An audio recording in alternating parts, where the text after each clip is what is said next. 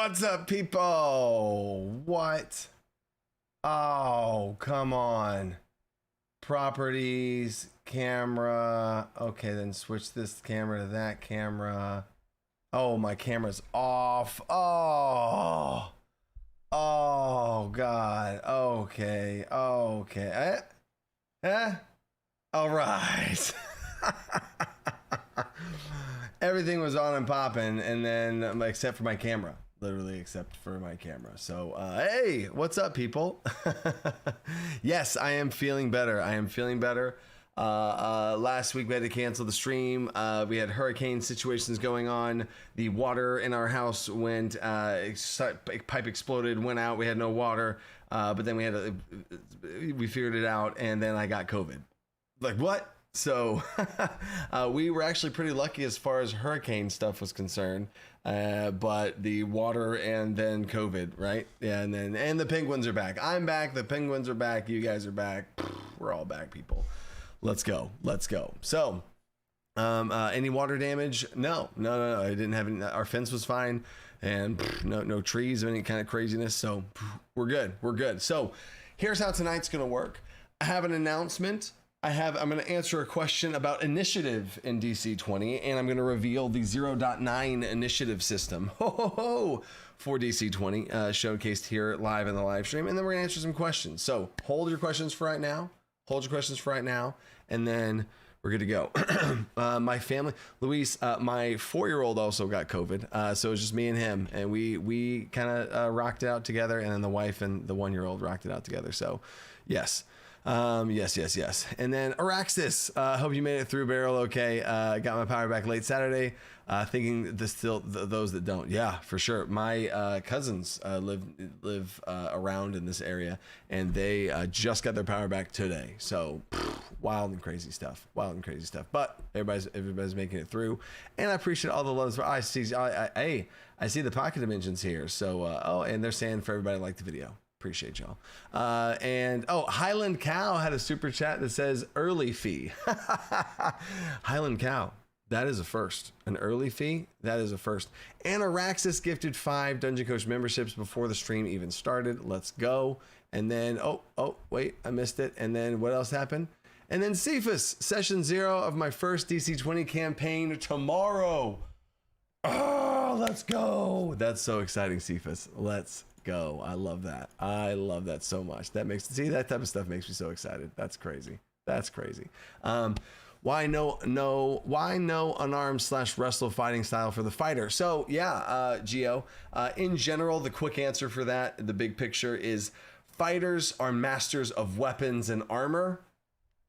I didn't see unarmed, at one point there was, but then we tried to streamline it and narrow it down. And also at one point, there was only 3 different fighting styles, those fighting stances, I guess you could say, for the fighter and the different loadouts. They could have sword and shield, dual wielding, or 2-hander, bang, right? But then we wanted to add dueling in there, so then there's that. But then adding in unarmed, that seems like 1, steps on the monk's toes completely, and 2, I could see a brawler subclass for a fighter in that way, like a what is it called?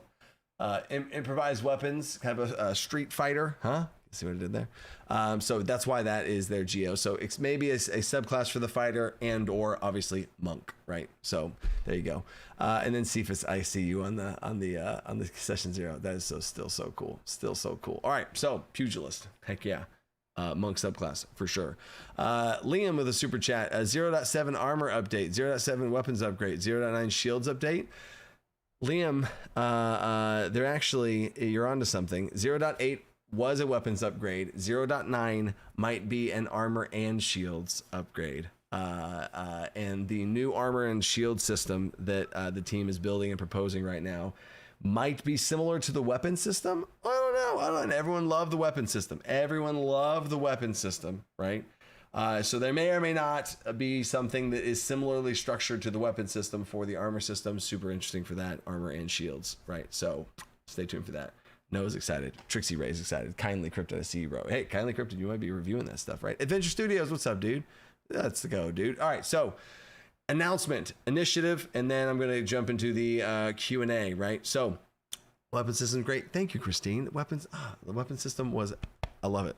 Right. So the first little announcement here is DC20. I want to be throwing down some especially with as well as Kickstarter went. I want to be looking for different foundations and different types of donations and different type of charity events and other things like that. So one of the first things, this is not something literally I am doing, but this is something that I want to endorse and fully just try and send some love to. I'll be donating to the association as well. But the Pocket Dimension, y'all know them, y'all love them since the beginning. Literally, Pocket Dimension has been around since the beginning. They play tested at GaryCon the first week of the GaryCon 2 years ago. GaryCon, when DC20 first made its public debut out into the people, not just my own private play testing and friends and other things. When I made my first debut, the Pocket Dimension played with me at a playtest in GaryCon 2 years ago, and they've been showing some love for DC20 ever since. They've done their own streams and all this other kind of stuff. So the Pocket Dimension, check this out here. Boom. Pocket Dimension is throwing down a DC20 live play fundraiser for Alzheimer's Association. My grandfather had Alzheimer's. My grandfather's father had Alzheimer's. It does run in the male side of my family, so it does have a soft spot in my heart right there for that. And yeah, this is going to be a fundraiser situation this Friday, 2 o'clock Central Standard Time. This Friday, I'm going to make a post on Discord. You'll know about it. I'm going to try and jump into the chat and kind of see what's going on. I'll kind of be lurking in the chat, be a little chit-chatting in the chat, you know what I'm saying? So super excited for this. The Pocket Dimension people are a ton of fun, and one of our own is also going to be Glenn Finley is going to be one of the DC20 members of the DC20 community. Big supporter, been around for a long time in the DC20 community. Is going to be game mastering it along with Tabletop Phoenix, I believe, is also going to be in there. So yep, we got community plus Pocket Dimension. It's going to be a party, if you know what I mean, right? And then yep, Tabletop Phoenix confirmed. There you go. So that is huge, absolutely huge. Super excited for that. And then Henry with a super chat. Brother, kudos to you and your team. Hope you got some rest and space from DC20. Hungry to bring the creativity. So far, no, I have not had any rest. The only rest was COVID, hurricane, blah, and then fulfillment. Oh, drive-through. Hundreds of misplaced codes. Filling and ordering out codes. I now have some systems in place. I've been working with BackerKit, Drive-Thru RPG, Kickstarter, and my own personal assistant, Sky. Shout out to Sky, to kind of get everything together. And now the fulfillment has been kind of relaxed a bit. I have some more loose ends to tie up. I still don't have any sort of funds from the Kickstarter yet, and there's people waiting to be paid because I haven't paid anybody yet, and that's kind of crazy. So once that's all done, then maybe I can find a window to take some break and hydration check. Let's see you guys. Thank you.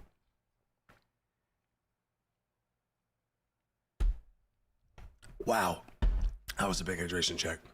That might have been the biggest on stream ever. That's crazy. But thank you, Henry. Appreciate that. There will be rest, I promise. Rex Room made my first DC20 character the other day. A cold fiendborn / giantkin spellblade named Lordic Froststeel. He was a lot of fun to make. I love that the characters are even fun to make. I actually was thinking about doing some. I want to play DC20 as well. I've obviously played, but I have not had it ran for me by a game master that wasn't myself playing by myself. I would love to have a soundboard and to have pressed a button to play a sad soundtrack. But either way, I was having fun playing in this room by myself, did some DC20 by myself. But yeah, characters, I love making little characters, especially when I'm like, okay, what would I do if I did play? You know what I'm saying? And T and Tori gifting 5 Dungeon Coach memberships, another fellow DC20 YouTuber right there. What is up? Attack while monologuing. Still a great name.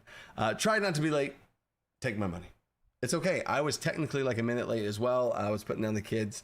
We were the Tuesday late night scramble to put the kids down before the live stream. So heck yeah. And then Peak D&D, another DC20 YouTuber, is here as well. I will be looking for Peak D&D as well at Gen Con, and I might be trying to play some DC20 with Peak D&D Squad. They have their own campaign running for DC20 as well, and the Pocket Dimension, be looking for them as well. So lots of interesting stuff. So heck yeah. So anyway, here's how this is going to go. I am going to showcase the initiative system for DC20 0.9, right? This is going to probably turn into a video and all this other kind of stuff. I'm also going to be trying to do in these live streams. I'm going to try and showcase some stuff in these live streams. One, because I mean, these live streams really have popped off recently. So appreciate that for you guys showing up, showing some love on these Tuesday nights. And then also it helps as far as I still want to make videos for you guys, but I also know that you guys probably, if y'all had to take a vote and if you had to choose between me making videos and getting DC20 out faster, you probably would choose DC20 out faster. So I'm trying to find the creative solution for both of those.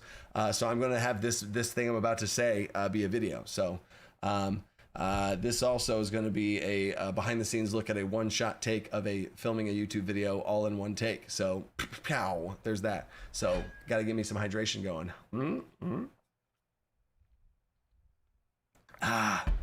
There we go. Okay. Where am I at? Where am I looking for? There's that. I gotta turn this to here. Here we go. And we're, oh, my hair looks kind of wild tonight, y'all. Whoa, hey, what's going on right here? Huh? We were playing in the streets. I say that I'm with my 4-year-old and 1-year-old. We're playing in the streets, not some sort of roughhousing hoodlums. You know what I'm saying? But anyway, here we go. Scooters and bikes and stuff, and Duck Duck Goose apparently. Anyway, I'm distracted. So here we go. This is the initiative system. Hydration check. Buckle up. I'm also not going to see the chat for this, but excuse me. There's still some remnants of that COVID. But after the chat is done, after I'm done with the initiative presentation, I'm going to go right to the chat, see what you guys think. And then I'm going to open up questions. So if you guys have questions, type out the question, type hashtag big caps question. I actually don't know if I have any moderators right now, so we'll see how that goes.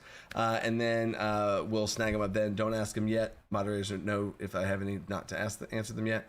And then drop them down and we'll kick off the Q&A. So here we go. Initiative in DC20 0.9 beta. I want to talk about this. This is one of the things of all the release rules in DC20. The initiative system was the most negatively received of any of them, and it was still wildly positive. There was just one aspect of how initiative worked in DC20 that I really wanted to try out, and that's the whole point of playtesting things, is to try out things and change and shake things up. So if you like the initiative system overall, don't worry, the core principles of it is still the same. You still have teams alternating back and forth, giving the true back and forth feel of how initiative's supposed to be. You still have game masters' freedom to be able to choose and strategically be able to alter the order of their enemies and stuff. So it's all still there in place, but we're going to talk about the changes, and mainly it is to that skill challenge check. If you've been around for a while, how it used to work, and then I'm going to talk about the big picture so everyone's all on the same page. It used to be a skill check. You would make a skill check, so then whenever it was time to roll for initiative, your initiative roll was a skill check instead of like an initiative check or something like that, or a dexterity check or whatever from 5th edition where you just use your agility, right? Dexterity, sorry. But that is the part that's being changed. There was a little bit of a slowdown where, all right, roll for initiative. All right, what's everybody doing? And then you talked it out, and it did kind of slow down the feel, and there's places for it, and we'll talk about that because, yes, there is still going to be a variant rule for that. But here's the big picture of how the new streamlined initiative works. So the new thing, this is also going to be new on the 0.9 character sheet, which, yes, I'm going to guess a little sneak peek here. The 0.9 is not out yet, but whenever it is released, it is going to come with a new character sheet, which will have 2 pages. Oh my gosh, yes, 2 pages. One of the things is going to be initiative. There's going to be a spot for initiative. Your initiative is going to be an initiative check, right? So when you roll for initiative, it's going to be an initiative check instead of the skill check type situation. And what an initiative check is simply your prime plus your combat mastery, which is basically like what your attack check is. The shorthand of what I've been playing is everybody makes an attack check, and I just say everybody make an attack check. So if you're playing DC20 right now and you want to switch to this, you just simply ask everybody to make an attack check or a spell check, whatever you want to say. And that roll is a +4 in general. 3 from your prime modifier and 1 from your combat mastery if you're playing at levels 1 and 2, right? But this is exactly what the intent is supposed to be. Everyone is a combat capable. Roll for initiative. Everyone's on the same page when you're rolling for initiative. Awesome. Are there going to be class features? Are there going to be talents? Are there going to be other things that can modify your initiative? Yes, absolutely. There's going to be tons of things like that that are possible in the game. But to start the game off, roll the dice, see where everything lands. That is now an initiative check. So you roll for initiative, literally starts it off. Everybody knows exactly what to do, rolls their dice, and the players can see who rolled the highest. And you are still, if you're unfamiliar, I'm going to act like you might not have known this. How initiative works is the group, the team, the entire player character team, the PC team, is rolling against not the game master, having to roll a bunch of dice behind the screens for each monster and have to also roll initiative for monsters. No. The game master does not roll for initiative. The player characters all roll for initiative against the initiative DC that is set by the game master beforehand, right? They are trying to beat this DC that is set. If the player character team beats it, one person. If any of the player characters beat it, the player character team goes first. If they fail and nobody beats it, the enemy team goes first. And then whichever team goes first, it's an alternating back and forth between the two teams as you go on through. The order for the PC team is the literal order that their initiative was rolled for. So whoever went first or whoever beat the DC or may not have beaten it, that is the player character team's order. Done. That is locked in. And let's say there's 3 player characters for sake of my own hands. So 3 player characters versus 3 enemies. Let's say the player character team, it would literally be alternating. Oh, let's say they lost. It would be alternating like this. Enemy, good guy, enemy, good guy, enemy, good guy. Back and forth, right? Now the order of the game master's side is dependent on the game master. They get to choose where to put their enemies. Do they want the BBG to go first? Do they want their secret guy and the spellcaster to go last? So many creative decisions, whether it be tactical or roleplay reasons. A little quick tip here, game master tip from myself. I love to choose. I almost let the player characters, now they may or may not have picked up on this, but I let them they choose the initiative of the bad guys because I kind of base it off of a reaction to who they attack. So let's say it's a 3-on-3 and the barbarian runs in and hits the giant bear creature. Well, I'm probably going to go and activate the bear creature first, and they're going to attack and stuff. That's probably what I'm going to do. It just makes sense. It feels right also as far as how the combat unfolds. So that is how the initiative plays out, just like how it's been. Still the same initiative DC that everybody's been loving, and the alternating teams back and forth. That fixes so many things. But there is no more help action. That is another thing that's been taken out of the system, where you can give a help action and then you roll flat. That's just essentially broken. People could just everyone help this one guy, and then you always win. So that's gone. And then this is a thing that people slip through the cracks. I've watched them play some live plays and stuff like that, but natural 20s and natural 1s on initiative matter. Something special happens. On a natural 1, you are exposed to the next attack against you. Just like if you didn't know this also in DC20, if you make a natural 1 on an attack check or a spell check in combat, you are exposed to the next attack against you. If you didn't know that, there you go. And the same thing is true for initiative. And on natural 20s though, on natural 20s, you go first. Straight up, you go first. Awesome, great. And you have advantage on one check you make on your first turn, right? You can choose for that to be an attack. You can choose for it to be wherever you want within that first, your first turn. But you get basically an advantage coupon to throw down. There you go. Right now, that might change also whenever I release how inspiration works and other things like that. And that might be a tie-in right there. But we'll get back to that later. But another thing that people don't know about, that I honestly don't know if it's even in the rules, because I've just been running it like this myself, and I should probably double check that, but this is going to be in the 0.9, is if you get a natural 20, so let's say we're player characters, right? If one of the player characters gets a natural 20, they just go first. Awesome, cool, nice. But there's more. If you get a natural 20 and the next highest person, because it would feel bad if Susie gets a natural 20 and then everybody else at the table is like, well, okay, now their order only matters for this order. There's still some extra cool thing that can happen. If one player gets a natural 20, if the next highest player still also beats the initiative DC, meaning there's a natural 20 and the next highest person still beat it, 2 players get to go back to back before the bad guys. So then instead of this analogy I gave before where it goes player character enemy, it will go player character, enemy, and that's the true jump you can get on the enemy is when you get a natural 20 on the initiative check, and there's all that right there. So now again, that is another rule we're playtesting. If that seems weird or clunky or bad or broken or whatever, that one might be removed. But this is the 0.9 playtest of initiative. I'm super excited for that, along with many other things that are going to be coming and rolling out.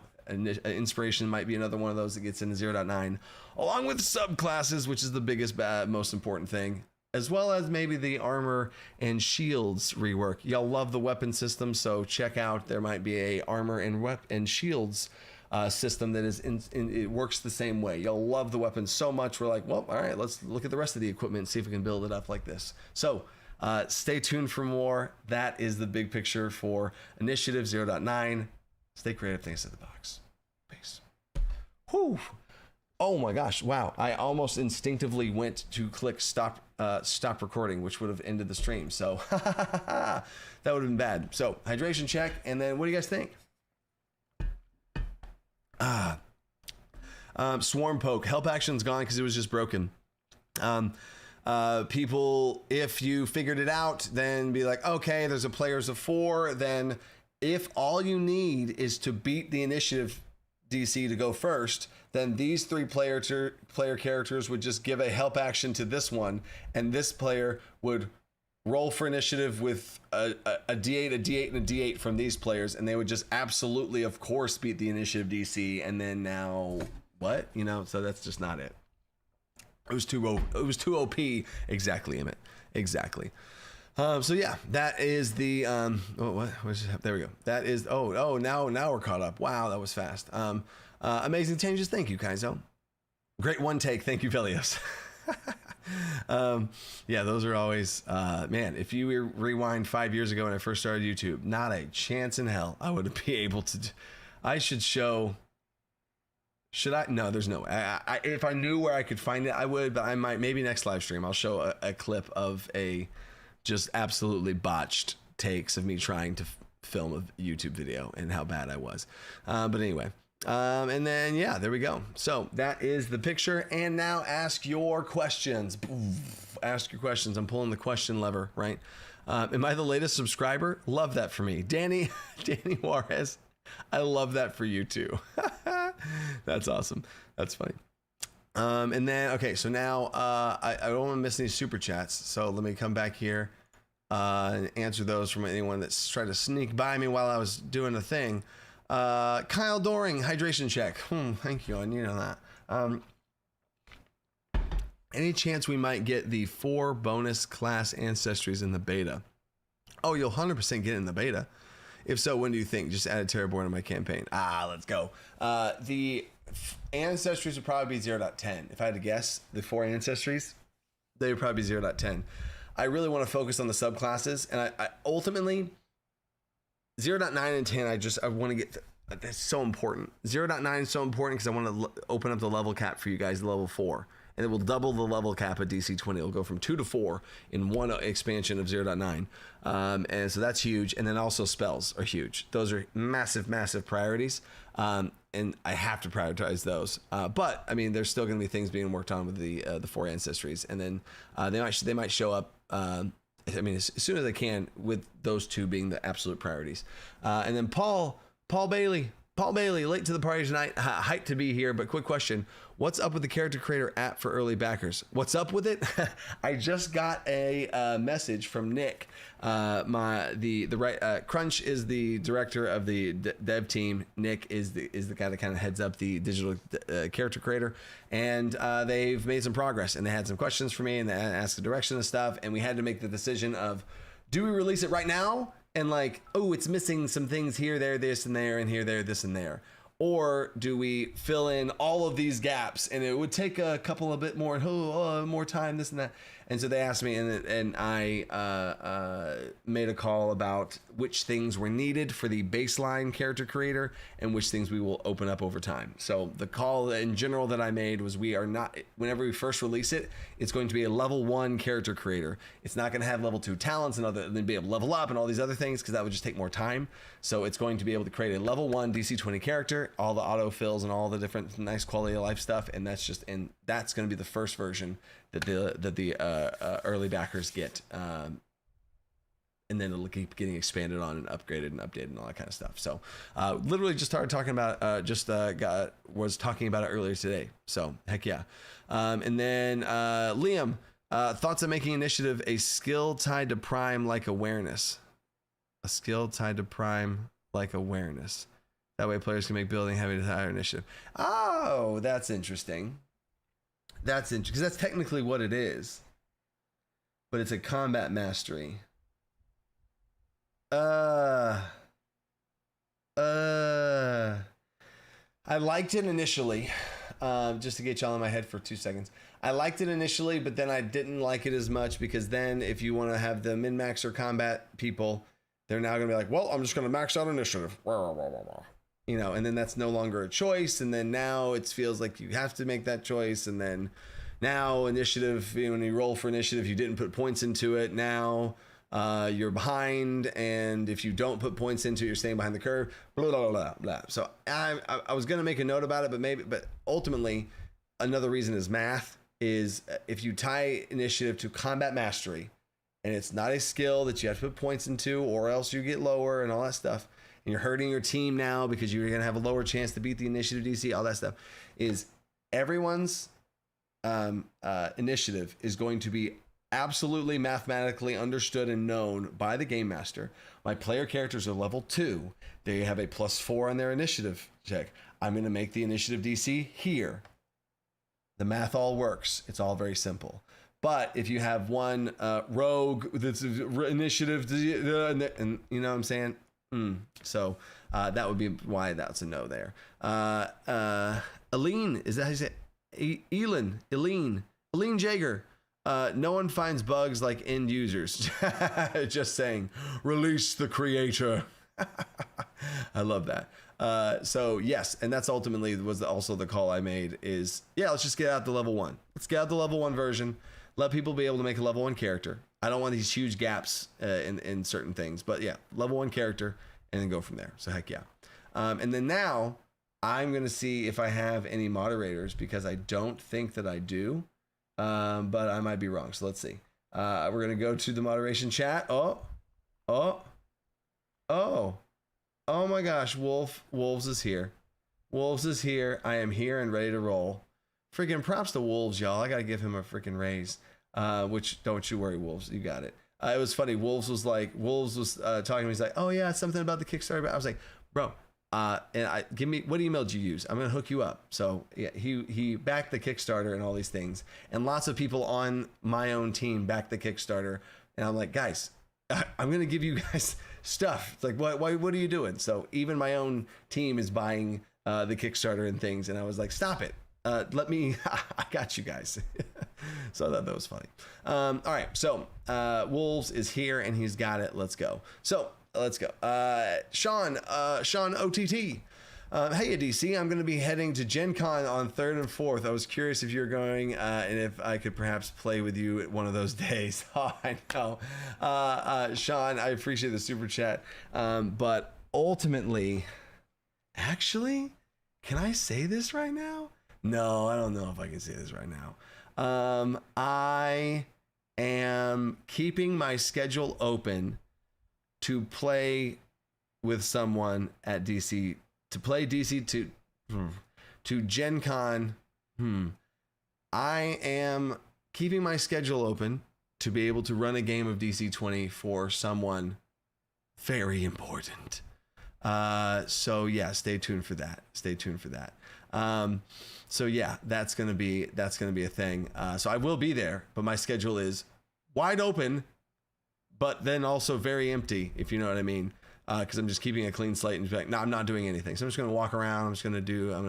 I'm honestly, one thing I was doing for Gen Con is I wanted to look around and see if somebody was running a game of DC20 and I was going to buy a ticket to play in their game as a player. I just think that'd be so much fun. I want to do stuff like that in the future. But anyway, we'll see if I do that. But no, I am not running any games or for people or anything like that. It's just the private games with, almost said it, and then also looking for Pocket Dimension, looking for Peak D&D, just kind of play with some YouTubers and all that kind of stuff. So we'll see how that goes. So there's that. Dougster Morales, hype. He's just a hippo hype sticker. Thank you, Doug Morales. Appreciate you.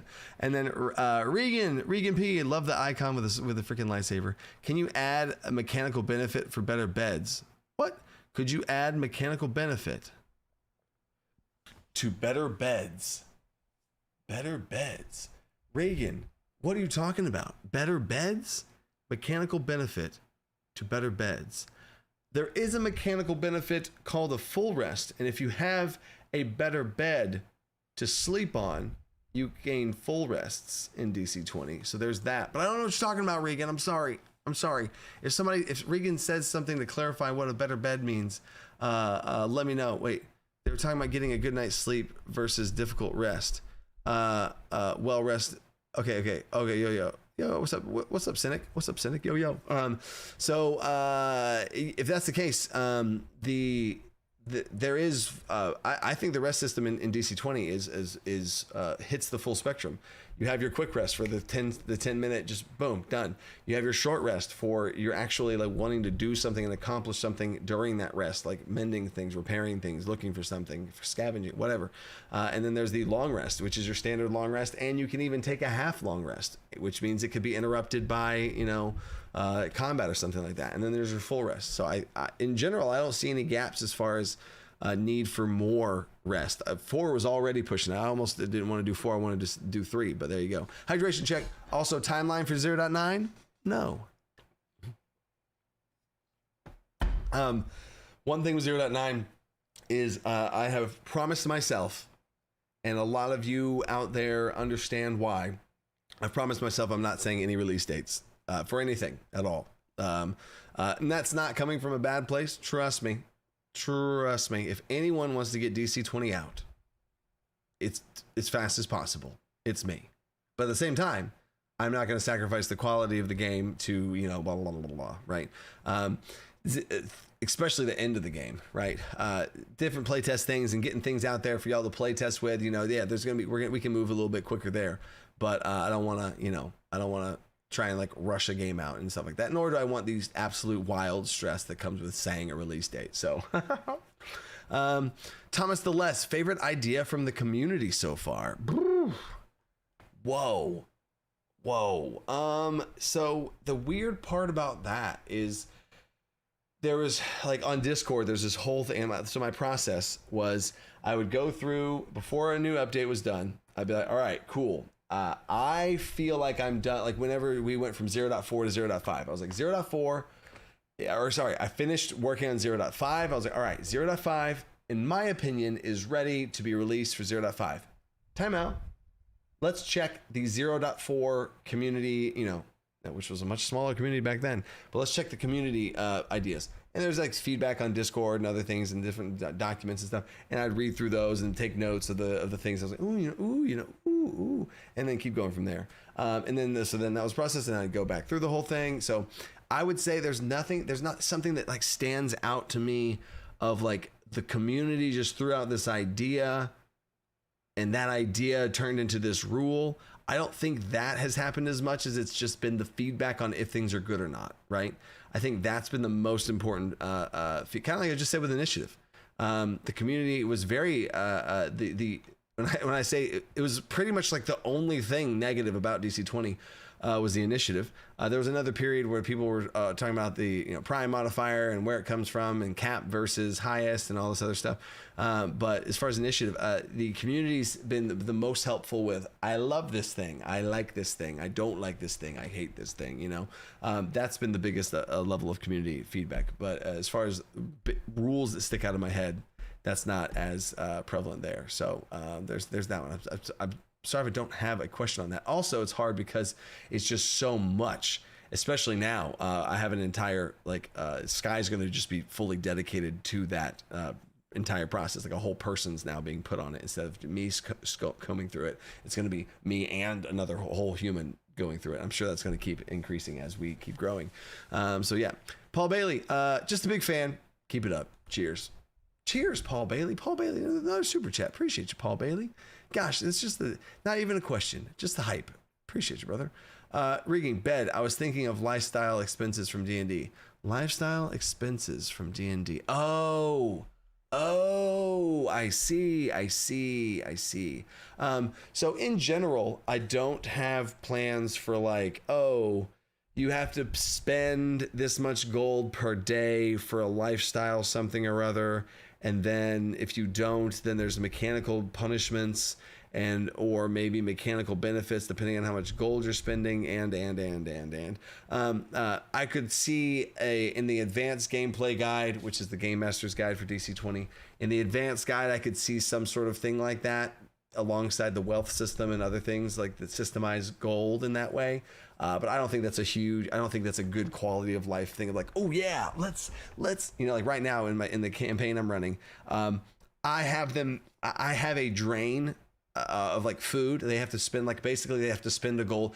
How I run money in regards to food and this type of thing you're saying, how I run it currently in my games is it's a gold a day for just upkeep, fixing your broken stuff that pop up, refilling arrows, eating food, whatever, grabbing knickknacks to be able to, something's in your teeth and you got to go find I don't know, right? Whatever sort of BS that you want to be able to have your life upkeep, it's just a gold per day. Unless you find some sort of, during the span of a day, you find some creative situation that you can hand wave that. Like you succeed on some sort of charisma check with the inn and they give you free food, or you turn in your quest and they're super excited and they give you a bunch of cow slop that actually tastes good. Inside joke for anybody who watches my campaign stuff. Hand waves the gold cost there, or if you or you're scavenging and you want to take a short rest in nature and one of the characters wants to go and their short rest, they want to take the scavenge short rest action, the rest action, and they gather some stuff. Oh hey, they found enough food for everybody, no one has to spend the gold today. Like that's kind of how I run it. It's super easy. And I do like that there's a drain on that. And then I also can remove that drain once they hit like level 5 or 6 or so. I give a campaign boon buff and now you guys are high enough. There's no more tax. There's no more life tax or whatever you want to call it. Right. So that's in general what I've been doing. And if you want to take that and cool, it's just super simple. Right. So there we go. And then, okay, cool. So now, back to, so there you go. There's that Regan's question. Okay, cool. Question. Here we go. Subterranean behind the scenes question. Is the expose maneuver underpowered since you can already give yourself advantage without a save? Great question. Subterranean behind the scenes. This is more of a tactical answer. But if you would not expose a target for yourself, you probably would expose a target for an ally. Great example is if you want to set up your rogue or set up your ally that uses a sword style weapon, right? If you wanted to set up the barbarian that has the big huge swords gain +1 damage against exposed targets, etc. You as the ranger or monk or whatever, you could do an expose maneuver to make the target exposed for an ally. That's the ultimate purpose, right? Because you can't give your ally advantage in that way from your spending your action point. You can give the help action. So if you want to be a true bro, a true wingman, right? You would expose the enemy, attack check, action point. Attack check with the expose maneuver, expose the enemy, help action to your person, and you know what I'm saying? And you could truly just like set up that next person for a big boom, right? Heck yeah. And then Liam is with a super chat. 3 subclasses. 1, an upgrade to its class features. What? 3 subclasses. 1, an upgrade to its class features. 2, built around a single flavor feature or 2. 3, a subclass that doesn't use the base class features. Thoughts? What? Liam, I'm confused, bro. 3 subclasses. 1 is an upgrade to its class features. 2 is built around a single feature or 2, which is pretty much. So if I had to pick 1, 2, or 3, I would pick option 2. Subclasses will connect in some way mechanically to a previously listed class feature. So if you look at the class features at level 1 and 2 for all the classes, the subclass will have its own cool mechanics that's separate and unique that has not connected to that, sure. But then at least one of its subclass features will connect to one of those things that it does in some way, probably. I'm not saying that as like an absolute design principle that we have to do no matter what, right? So when we make the subclass, we'll think, okay, if this is a barbarian subclass that we're making for the barbarian, and it's a primal elemental barbarian. Okay, cool. Primal elemental barbarian. Let's look at the barbarian skills. Barbarian stamina. How do they regain stamina? Can we interact with that in some sort of way when you deal elemental damage? Okay, interesting. We look at the barbarian's rage. We look at the barbarian's savage, being able to move and stuff, unarmored defense and all that kind of stuff. We look at the battle shout for the barbarian. We look at the brutal strike, the knock the wind out of them thing. We look at all those things and see what mechanics can tie into those, right? Now, if you make a subclass and none of its mechanics tie into any of the class features, then that's a chin scratcher. Take a step back, put a big star on that one. Maybe this is a subclass that is open for multiple classes. Oh, that is also a possibility. You got a little sneak peek out of me on that one there, Liam. But it is a possibility that there may be subclasses in DC20 that span multiple classes. I hesitate to say that in front of hundreds of people, but that is a possibility of how that would look. But that would be an afterthought, an accident. If you can make a subclass and you try to tie them to class features, but it doesn't really work or it doesn't feel right or sound good or whatever, then there might be some subclasses that are multiple classes, right? So yeah, there could be some, right? Heck yeah, Arden, I see you. And then the Thomas the Less channel divinity situation, make into a class talent. Channel divinity situational, make into a class talent. Channel divinity is a subclass. Channel divinity is a Spellblades flavor feature. So channel divinity is going to be the Spellblades flavor feature. So that's where that's going to come from. And there could be a talent that lets you be able to pick up a flavor feature as well. And if you pick 2 features from a class, you automatically get the flavor feature. So there's your options for you, Thomas. I got you. And then Liam, clarification. You said each class would have 3 subclasses. Okay. Yeah, so there's not going to be anything like what you said, like, okay, there's 3 subclasses. One of them is this, the second one is that, and the third one doesn't use any, or there's not going to be. In general, I don't want to have that many guide rails on creativity, right? So when we create the subclasses, it's the wild, wild west, baby.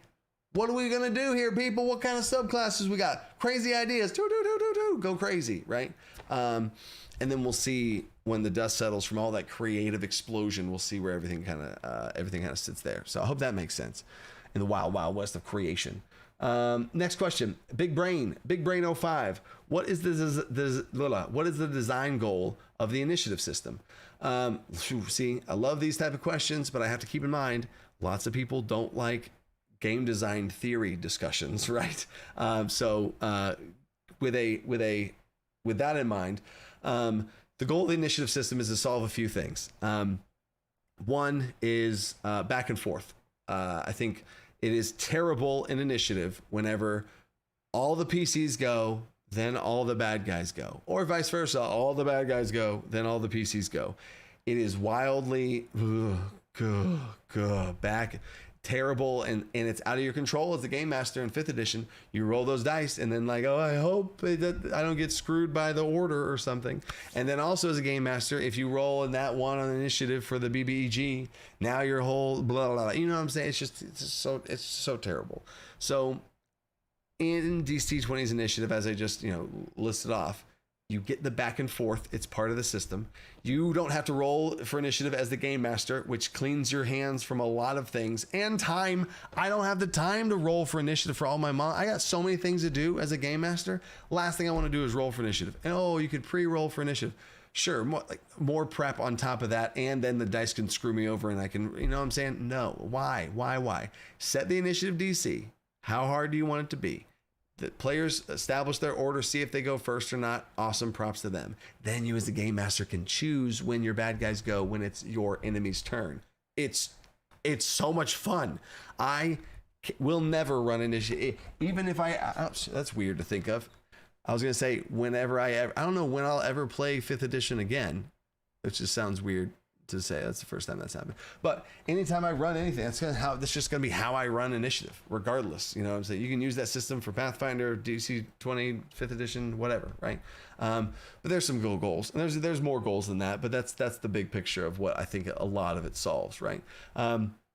So heck yeah, and then that public service announcement. What's a public service announcement? Clarification. I meant for cleric level 2. Thomas the Less. Cleric level 2. Into a class talent. Divine. So you're saying channel divinity into a class talent. Oh, I will say Thomas the Less. There is some things in the works right now for what level 2 looks like for classes. And you might be onto something with some of those level 2 class features turning into class talents, because we have not released class talents yet. And when we do, stay tuned, Thomas, because you might be onto something. Grouch. Cheer up, Grouch. I'm just kidding. There are a lot of resources to track all those points. A suggestion that works is to use tokens, cards, and or counters and initiative tracker. What? There are a lot of resources to track. A suggestion that works. Oh, you're giving a suggestion. Wow. Grouch is super chatting a suggestion for people, right? With all the different resources to track, a suggestion is to use tokens, cards, and or counters, and initiative tracker. So that's another reason why part of the campaign was an action tracker, right? DC20 action tracker. My players use it every week, love it. And then there's also tokens, and again, you probably don't have mana and stamina, and if you do, you're playing a more complex class, more resources, etc. But yeah, tokens help a lot to track stuff. Right now, I'm watching. I just did a post on Discord about it. Hell and High Rollers. They have little beads. They just have 4 little beads, and that's what I used to do before I had action trackers. So yeah, tangible things is very helpful to be able to keep track of stuff. So definitely agree there, Grouch. And then for Clon, name change. Oh, Michael Pinkston. There we go. All right. I was like, I've never seen For Clon before, but I see that face. Have you been getting feedback about the Spellblade being OP? Use a spell, then attack with no disadvantage, and I'm reading it incorrect. Yeah, no, that's exactly how it's supposed to go. Yep. A wizard can do that. A fighter can do. Everyone can do that. It's not just a Spellblade thing. It's a Gish thing. Gish meaning someone of martial and spellcaster at the same time. I'm fully aware of characters being able to cast a spell and make an attack in the same turn. Oh my gosh, right? And they can both make each of those checks and not get disadvantage. And my best response is I'm fully aware of that and I'm not worried about it. It's on the radar. I'm not just like, oh yeah, no, that's fine. It's definitely something I'm going to keep watching. But I personally have never seen it be busted in a game I've ran. And any sort of doomsday scenario that people have thrown out there, I think it's fine. It's ultimately right. It's still going to be watching it, but there's that. So I don't want to. I'm not trying to shut down your concern because it's a valid concern. But there's that. And then any future plans for a Spelljammer like system? Oh, Regan P. If you're not aware of Spelljammer and my thoughts on the Outer Planes and all this stuff, buckle up, because I have a full 5e Spelljammer. Spelljammer released, and it was terrible for 5th edition, and I was like, oh my god, we have to do something. So me and my team literally like emergency rang the bell and made an entire Spelljammer astral plane resource, and it's on the website right now, 5th edition. It's on my website. I have a whole video. I think search Spelljammer. No, I don't know if it would be spell. I think what I call it. We couldn't say Spelljammer. It was like spell. I don't know if anyone knows what it's called. But yeah, it's a whole thing. So actually, you know what? Hold up. Let me see. I am now curious to what it's called and see how fast I can find it. Playbooks, Planes of Existence. Oh my gosh. Wow. Okay, guys, that's actually pretty clean. right? So first of all, I don't know if y'all knew this, but if you go to DC20.com, hey, DC20.com, it's a thing. It's still in the works. We got our free downloads right there, all this other stuff. But if you go to PDFs at the top, this is every PDF ever released ever. There's a whole bunch of them, right? Hey, good old Alkenner's Almanac. But anyway, this Planes of Existence, bang. There's 3 Planes of Existence right there. Traveler's Guide to the Astral Plane, Traveler's Guide to Limbo, and this was another thing for the Wildlands, which is like the Beastlands, right? So if y'all are looking for what's going down in the Planes of Existence of the future DC20 worlds, this would be some good insights as to where some potential design direction is going. So there you go. So there you go. And then what else am I missing? Future Plane Spelljammer. Alex, thanks for the super chat, Alex. Would you test doubling all health and damage system wide? Oh. Same balance as right now, but more flexibility for creative / varied features and balance. Whoo, Alex. Whoo, whoo. So, it's funny you say this, and Alex has a game designer mind. So props to you, Alex.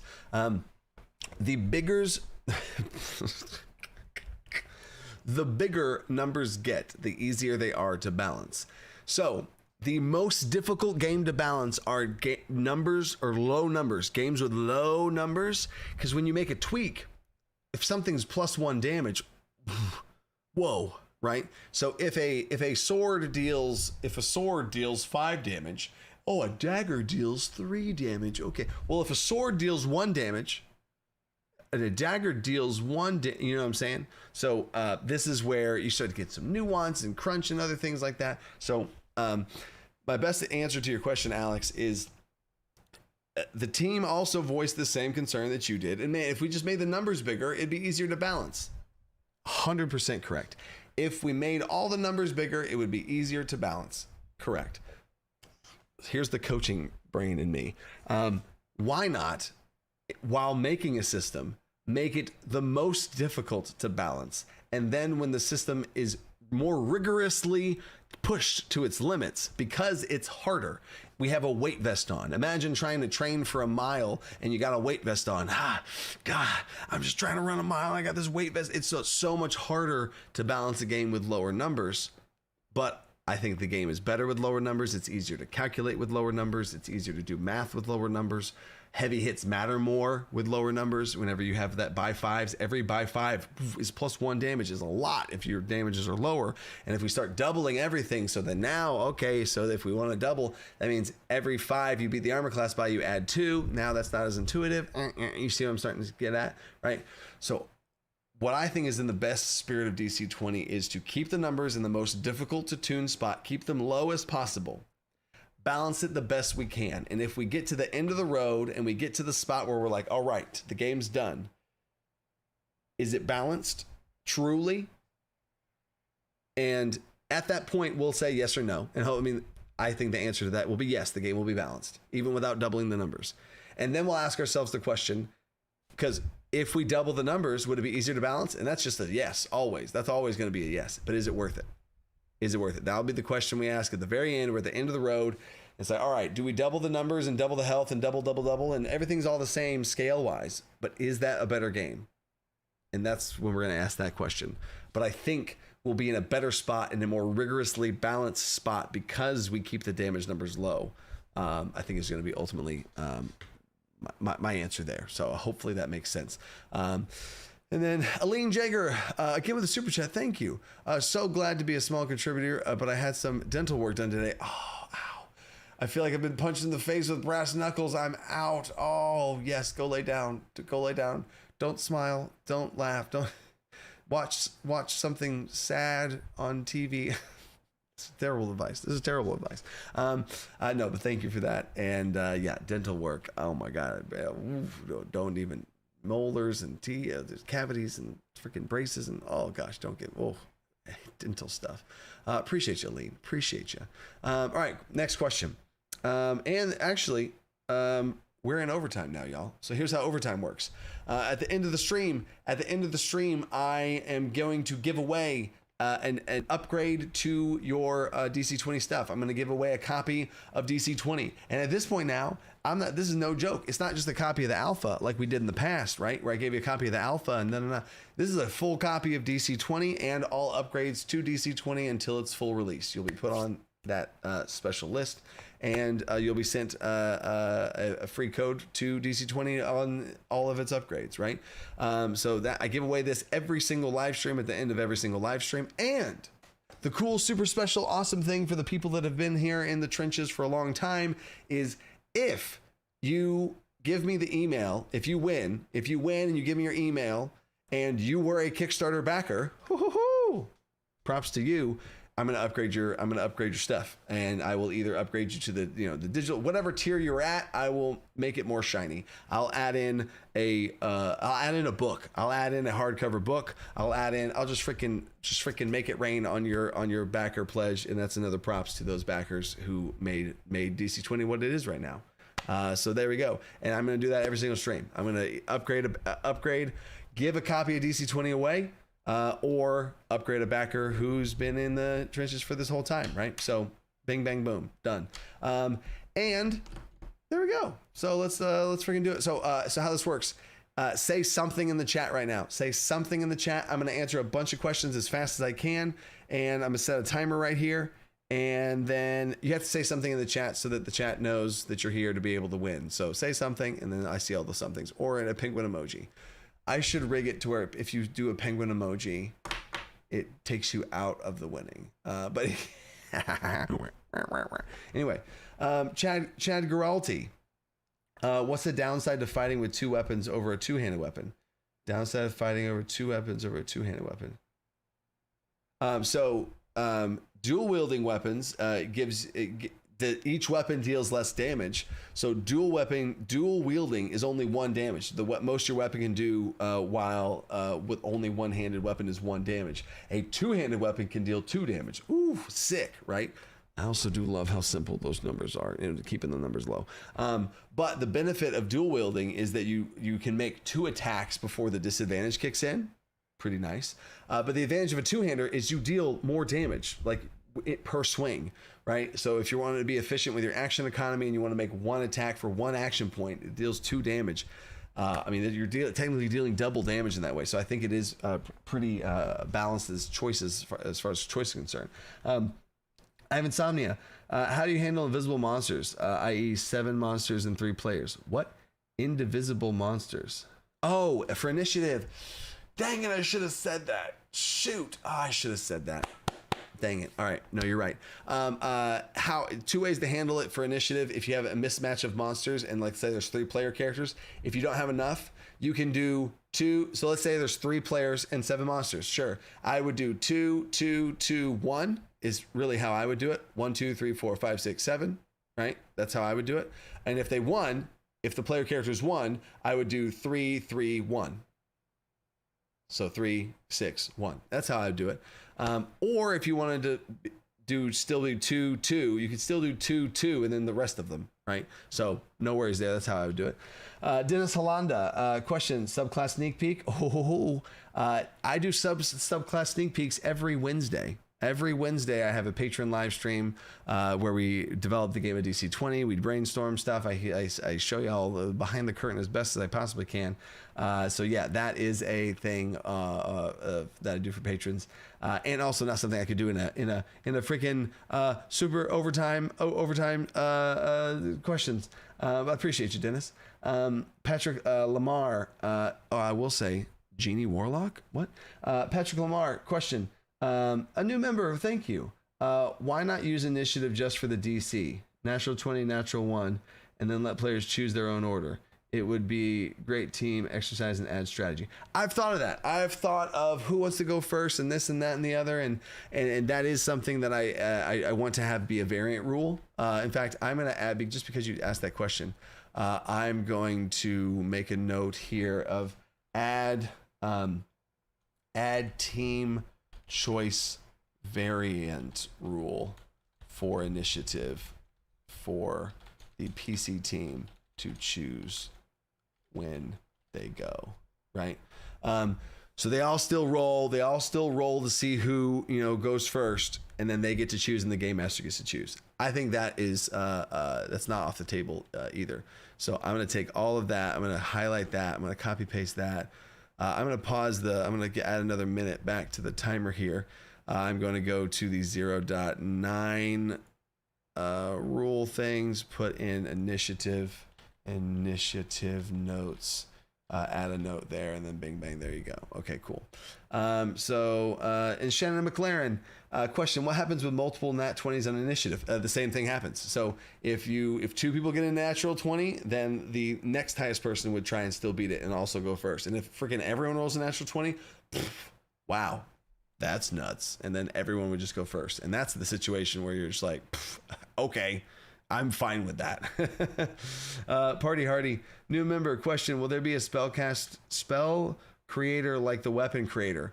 Ooh. In the core rules, no. Core rules, definitely not. In the future and how spells work, I will be able to answer that question after the spell rework. But I cannot answer that question before the spell rework. But I would love something like that. But we'll see how that goes. And then Luis, what would you think about an alternative initiative system that goes granular? Here we go. Every character and monster get to spend 1 action point. If you'd spend more action points, you'd go after. Oh, so the new Stormlight, the new RPG, Stormlight Archive. Is it called Storm? I think it's called Stormlight. I don't know. The new one does that where everyone has 3 action points, but if you want to go fast, you get 2 action points. So for a lot of reasons, I'm not a fan of that as far as the actual action economy being messed with by initiative order. I don't like that for a couple of game design reasons. But that's just, that's too granular. And someone having 1 action point to be able to go first. How many people get 4 action points? Like, what are you doing on your turn? Make your initiative roll, and what are you doing on your turn? Play the game. I don't want you to make you get to play the game less because you want to go sooner. So there's that. All right, here's the giveaway. Here it comes. Winner. This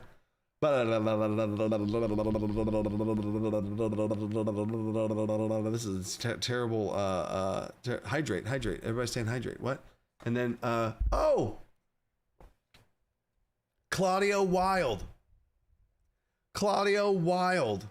Let's go. Claudio Wild is a huge supporter. I believe Claudio Wild is, there we go, Claudio. I actually will double check with Claudio to see where Claudio's at in backer kit. Their name looks familiar. I'm pretty sure if it's the same Claudio I'm thinking of. They are a patron and backer and big time backer, and we'll see. We'll talk about that, and then we'll see and if they are who I think they are, then they might be able to give a big gift to somebody, but we'll see. There we go. That is Claudio. Is the Claudio? I thought Claudio is a Platinum Dragon patron, which is the top reward tier on Patreon, and they are a legendary backer on the Kickstarter. So I have communication channels already with you, Claudio. So I am going to talk to you. I'm going to make a note right now. Where's my to-do list? There we go. I'm going to make a note right now to talk to you, Claudio. Where my water? Claudio giveaway. So I'm going to talk with Claudio and see what they want to do with what they want to do with that. I could add. There's plenty of things I have to thoughts on that. So me and Claudio will have a chat, and then we'll see what comes out of that next week. So heck yeah, there you go, Claudio. And then I missed some super chats. So let me see. Can you attribute? I'm running a campaign. Alex, I personally don't want to homebrew tiny numbers. Yeah, I could see how a smaller numbers would be less flexible towards homebrewing and tweaking, because there's less to tweak. I see that. But you'll have the entire game system be balanced around whatever the numbers currently are. So if you want to do some sort of bleed, That's 1 damage. If you want to do some sort of very weak thing, that's 0 base damage, which that holds up in DC20 as well. If you want to do like, so I so far I have not had any issues homebrewing, aka developing the game. But yeah, I could see that preference of that being a preference of yours. Zachary Francis, I'm running a campaign. My players are asking about subclasses. Do you have any idea when that's going to be released? It's going to be months. It's going to be over 2 months from now. I will say that. To release 13 times 3, 39 subclasses, it's going to be more than 2 months from now. I can say that, but I can't say a date. There's not a release date. I'm not going to say release dates. That's one thing I've promised myself. But that's the biggest thing that freaking kills me, is people wanting to play campaigns, and you're going to be way more easy to play a campaign when the subclasses come out. So I know that's a huge push I want to do. Liam has a crazy giveaway idea. When we inevitably get a D300 wild magic table, let a winner create a wild magic effect. That will never happen.